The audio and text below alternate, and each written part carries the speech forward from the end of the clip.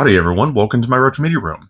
Today we're taking a look at 7 more Xbox 360 games that are worth checking out that are not backwards compatible on current Xbox consoles. If you like this sort of content, please hit the subscribe button and the notification bell to keep up with my latest videos. Please share it with your friends, hit the like button to help me with the algorithm. I really appreciate it, and thank you all again for helping me hit 1,000 subscribers. I really appreciate it. I could not have done this without you. So let's get started.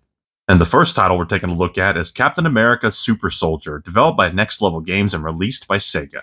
Captain America here is yet another pleasant surprise of a licensed IP. I'd heard decent things about it, thought it looked alright. I think I even tried a demo years ago, but this was even better than I remembered or expected.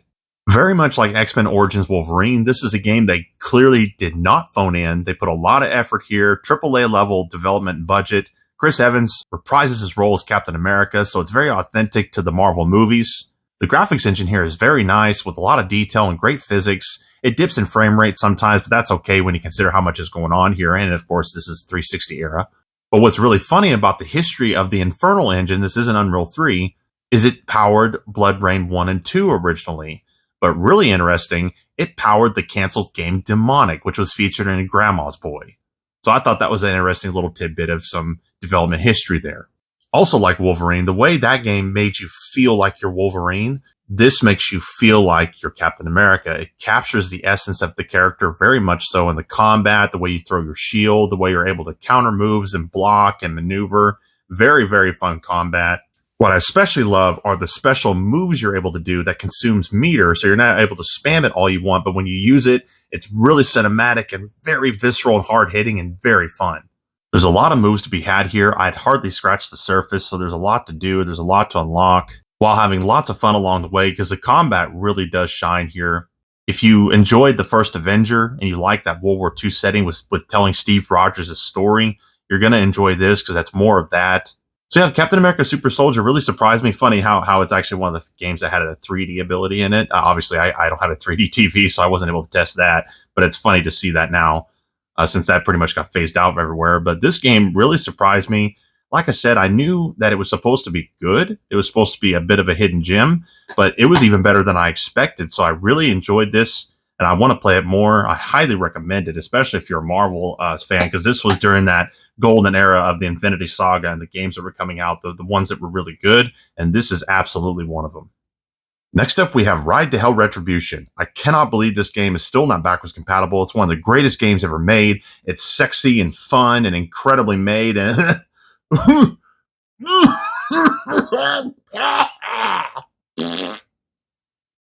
wait, it's just a joke. Where y'all going? No, come back. Come back. I'm sorry. It was just a joke. I was just playing around. So what's actually up next is Wolfenstein, which was developed by Raven Software and published by Activision. So what's quite fascinating about this entry in the franchise is how it's simply called Wolfenstein, whereas the game before it was Return to Castle Wolfenstein on the previous generation. While this is loosely considered a sequel, it really does come across more as a reboot to the Wolfenstein franchise with the AAA coat of paint. Of course, it goes without saying, Wolfenstein carries a little bit of extra heavy-duty history here in the world of first-person shooters due to the fact that Wolfenstein 3D back in 1992 is the grandfather of all first-person shooters.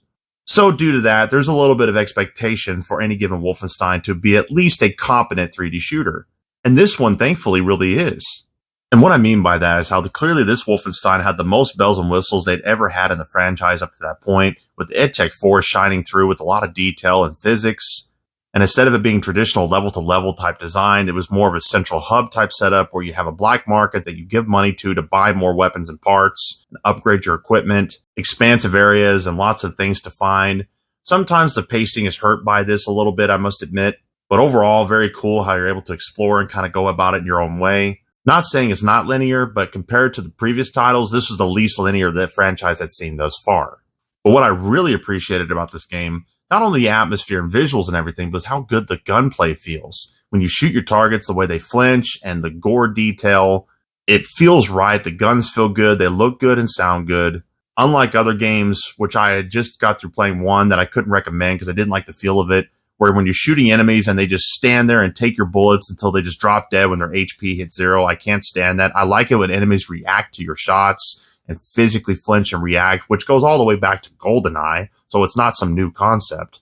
An additional layer of variety added here are the supernatural abilities you eventually obtain. Previously inaccessible areas you're able to unlock, abilities in combat.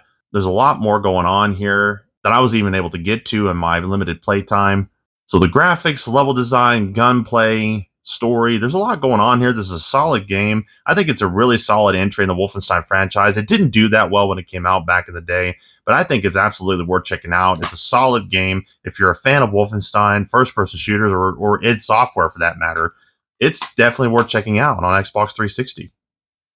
And here we're taking a look at two different games. We've got Civil War Nation Divided and Civil War Secret Missions. Both were developed by Cauldron HQ and released by Activision. Starting with The Nation Divided, this came out in 2006 on PlayStation 2 and Xbox 360 and PC. So really, in terms of consoles, the highest fidelity version of this is going to be on your Xbox 360. Since this was released by Activision, it's obvious what they were trying to do was create a Call of Duty style experience in the Civil War. This is so much like Call of Duty, in fact, I honestly, for the longest time, believed it was using a Call of Duty engine. Turns out it's actually using an engine called Cloak NT, which is kind of a lesser known one. Obviously, what makes this stand out from your typical shooter is how you're using these weapons from that period. Black powdered rifles, repeaters, revolvers, reloading them manually. You have to take your time to reload. It doesn't reload as quickly as modern weapons do. So it's actually quite fascinating and an interesting change up from your typical shooter. Now, I want to be totally honest with you here. This is not an amazing game. It has quite a few flaws. It is a rough game. Frame rate's not very good. AI is not great. Control options are pretty lacking. The difficulty can be frustrating, so you probably want to put on easy to make it easier on yourself. This is far from a AAA game. You can tell right off the bat, but it is interesting. There's not exactly a lot of Call of Duty style Civil War games floating around, so it's pretty much slim to none. But the main reason I wanted to show this is because it's the first of the two. One leads to the next. So 2 years later, when they came out with Civil War Secret Missions, they actually improved on it quite a bit. So to my surprise, this is a significant improvement over the previous game. I thought it was just a mere expansion of missions to the same game, so it's going to be more the same, but it's actually quite a bit better. It looks better, controls better, plays better. Everything about it looks, plays, and feels better. This is a significant improvement over the first one, much more playable than the first one. Not saying it's AAA or anything, but it is clearly an improvement. It kind of surprised me. So to break it all down and bring it home, if you are a history buff, particularly the Civil War era, you like historically accurate weapons, you like Call of Duty campaigns, you want something that's interesting that hardly anybody else has done, if anybody else has ever done, these games are worth checking out. They're very interesting and unique. They're not great, but they are interesting. Yeah, Civil War Secret Missions in particular, if you're going to pick one, go with this one. It is the better game out of the two. It's more playable, like I said. But honestly, they're both interesting. I'm glad I have both. They've gotten a little bit more expensive nowadays, but if you can get a hold of one at the right price, these are worth checking out.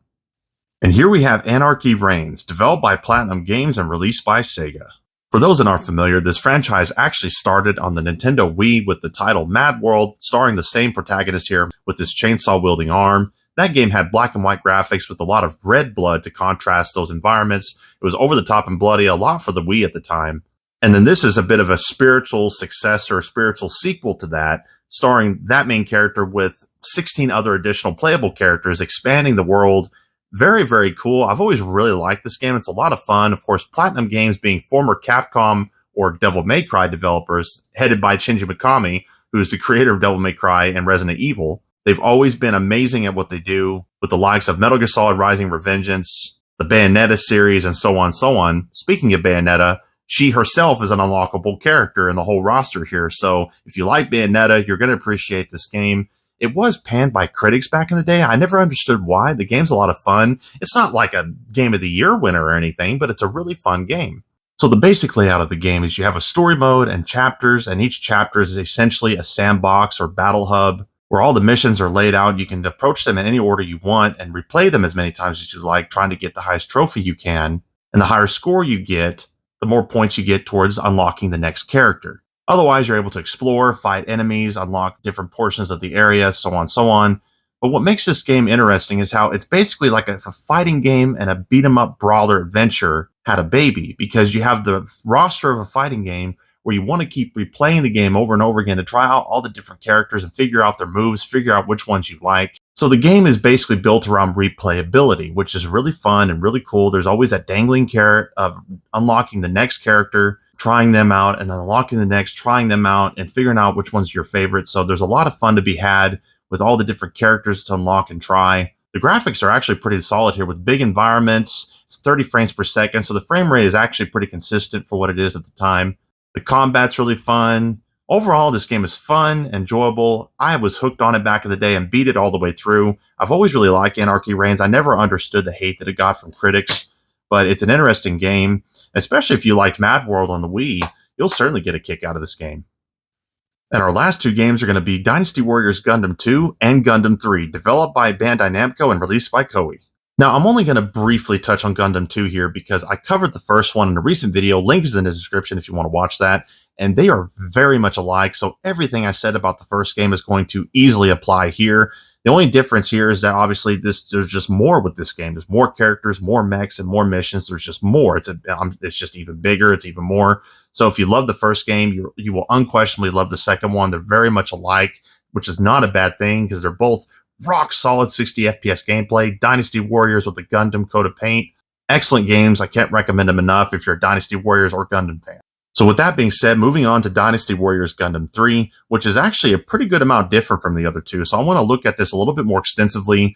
Visually, right off the bat, you can see that they use cel-shaded graphics, which is quite a bit different from the other ones that are more of a matte style. Whether or not you think this better or worse kind of depends on your taste. I kind of like the way the other ones look, but my biggest gripe with this one is how everything feels a little foggy in the environments. I don't know why. I thought it was my TV for a minute, but the other ones don't really look like that. They look very clear, so I thought that was a little bit weird. So one difference I need to mention in the presentation is the performance. So this game, they turned everything up to 11, even more enemies on screen, even bigger, flashier effects going on. So therefore, the frame rate bogs down compared to the other two, which is perfectly understandable. The other two set a really high bar, some of the best and most polished 60 frames per second gameplay I've ever seen on the Xbox 360. This one, on the other hand, while it's good, it's not as solid as the other two. Understandably so, but they just simply approached it differently. Now, I'm going to be honest, one of the things that surprised me the most was how the entire beginning section of the game is one big 45-minute to an hour tutorial. Not a bad thing if you've never touched a Dynasty Warriors game in your life, because there is a certain learning curve to how do you approach Dynasty Warriors games, because you'll kind of die until you figure it out. But if you've played them before, I wasn't that crazy about it. I kind of like how the other two, you just kind of hop in. So that's a minor gripe, while understandable, because basically it seemed like they were trying to approach it as, hey, let's approach a new player base that maybe never played Dynasty Warriors before and help them understand the game better right off the rip. I understand that. It's smart, but I personally didn't care for it as much. I wanted to just get in and play and not be so limited to one character, one mission, and one thing. It was just one linear tutorial. I get it, but I'm going to gripe about it. But once you get past that, you get to where you have other options, other missions, other characters. So the game, like the other two, is very ambitious in how many mechs you can have. But one thing that was different was how you earn Gundam blueprints that you're able to select and choose which ones you want to build as you progress through the game. So that's actually really cool, how you can get a blueprint. You're like, oh, I like that enemy mech that I encountered, this blueprint, or, oh, this hero one, or whatever the case. You select it, you make it, you use it, you upgrade it at your leisure. So that's actually really cool. So in that regard, it's probably the best of the three. One thing in the presentation that's even better are the cardboard cutout anime characters are better animated. There are even more angles of them, even more animations of them. There's just more of that, and it's even better than before. So that's actually an improvement over the other ones. So overall, Gundam 3 is excellent, just like Gundam 2. Now, whether or not you like Gundam 3 more than the other two kind of comes down to individual preference.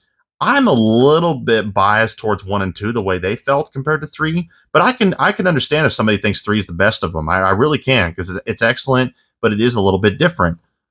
So yeah, these games are, I can't recommend these Gundam Wings enough if you're a Dynasty Warriors fan. I'm so glad I have all 3. I invested in them years ago. I didn't know how much I was going to like them or not. I just figured it was really cool to check them out. Yeah, I'm really glad that I have them now. So that was 7 Xbox 360 games that are not backwards compatible, that are worth firing up your 360 to check out. Please subscribe and like the video, share it with your friends. I'd really appreciate it. Thanks again for hitting 1,000 subscribers. Could not have done it without you. So God bless and have a wonderful day.